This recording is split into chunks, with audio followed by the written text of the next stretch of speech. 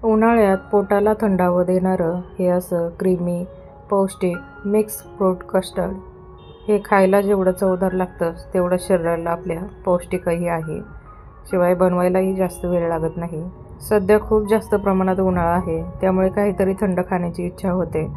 तर कोल्ड्रिंक पिण्यापेक्षा किंवा मग बाहेरून आईस्क्रीम आणून खाण्यापेक्षा हे असं कस्टर्ड बनवलं तर ते अगदी पौष्टिकही आहे आणि हेल्दीही आहे. चवीला देखील खूप छान लागतं आणि पोटाला देखील थंडावा देणार आहे. फक्त अर्धा लिटर दूध वापरून 5 ते 6 जणांसाठी पुरेल एवढं कस्टर्ड बनवलेलं आहे. चला तर मग लगेचच रेसिपीला सुरुवात करूयात. आता हे फ्रूट कस्टर्ड बनवण्याकरता गॅसवरती पॅनमध्ये 1 चमचाभर पाणी घातलं आहे. त्यानंतर यामध्ये फुल फॅट दूध घातलेलं आहे. हे म्हशीचं दूध आहे. आपण क्रीमी कस्टर्ड बनवतो आहे त्यामुळे म्हशीचं दूध वापरलेलं आहे. तुमच्याकडे जर नसेल तर तुम्ही गाईचं सुद्धा दूध वापरू शकता. आता या दुधाला एकसारखं हलवत उकळी आणायची आहे. तर बघा दुधाला छान अशी उकळी आलेली आहे. गॅसची फ्लेम मी कमी करते आणि हे दूध असंच उकळत ठेवूयात. एका छोट्याशा वाटीमध्ये अर्ध्यापेक्षा जास्त दूध घेतलेलं आहे. तर हे थंड दूध घेतलेलं आहे. यामध्ये आपल्याला कस्टर्ड पावडर घालायची. तर ही व्हॅनिलाची कस्टर्ड पावडर मी घेतलेली आहे.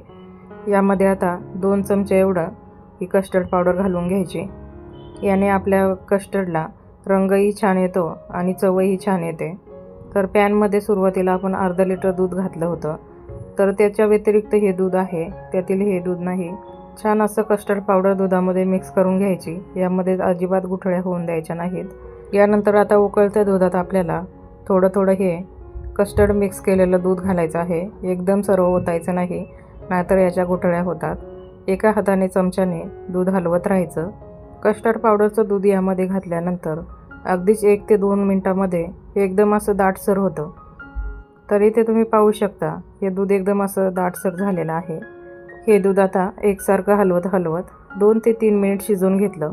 त्यानंतर यामध्ये आपल्याला आता आवडीप्रमाणे साखर घालायची आहे.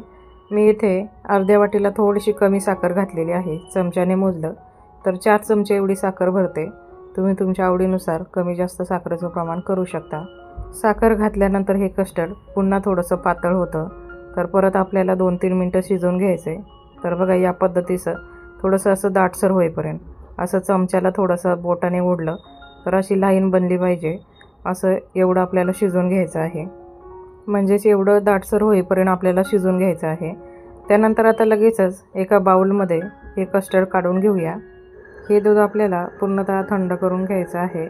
त्यामुळे हा बाउल आपल्याला फ्रीजमध्ये अर्धा तास ठेवायचा आहे. त्यामुळे आपलं कस्टर्ड मिक्स केलेलं हे दूधही थंड होईल आणि याची चवही छान लागेल. यानंतर आता फळांमध्ये काय घेतले ते पाहूयात. तर 1 वाटीभर डाळिंबाचे दाणे घेतलेत. 1 वाटी काळे द्राक्ष घेतलेले आहे. ते अशा पद्धतीने कट करून घेतलेले आहेत. त्यानंतर खरबूज घेतले. त्याची साल काढून बारीक कट करून घेतलं. 1 केळ पातळ स्लाईसमध्ये कापून घेतलं. 1 वाटीभर सफरचंद कापून घेतले आणि 1 वाटी हिरवे द्राक्ष घेतलेले आहेत. त्यानंतर आता अर्धा तास झालेला आहे. तर बघा कस्टर्ड घातलेलं हे दूध एकदम असं थंड झालेलं आहे आणि अजून थोडंसं दाटसर झालेलं आहे.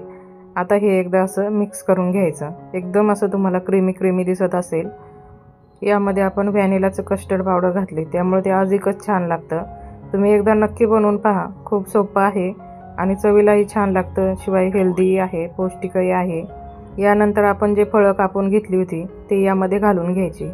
तर सगळी फळे घेताना मी स्वच्छ पाण्याने धुवून घेतली होती. यामध्ये तुम्ही तुमच्या आवडीनुसार आंबा, चिक्कू किंवा अजून काही घालू शकता. किंवा मग तुम्हाला यातील काही आवडत नसेल तर ते तुम्ही स्किप करू शकता. आता घातलेली सर्व फ्रूट्स यामध्ये मिक्स करून घेऊयात. या कस्टर्डमध्ये केळी नक्की घाला. ती चवीला खूप छान लागतात. याआधी पण मी मँगो आईस्क्रीम म्हणजेच आंब्याची आईस्क्रीम बनवलेली आहे. अगदी विकतच्या आईस्क्रीमसारखी ही आईस्क्रीम लागते.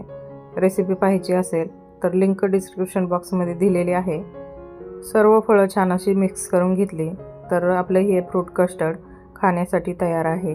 वरून गार्निशिंगसाठी आपण जी फळं कापून घेतली होती त्यातील थोडीशी फळं घालूयात. तुम्ही या उन्हाळ्यामध्ये नक्की बनवून पहा. रेसिपी खूप सोपी आहे आणि चवीला खूप छान लागते.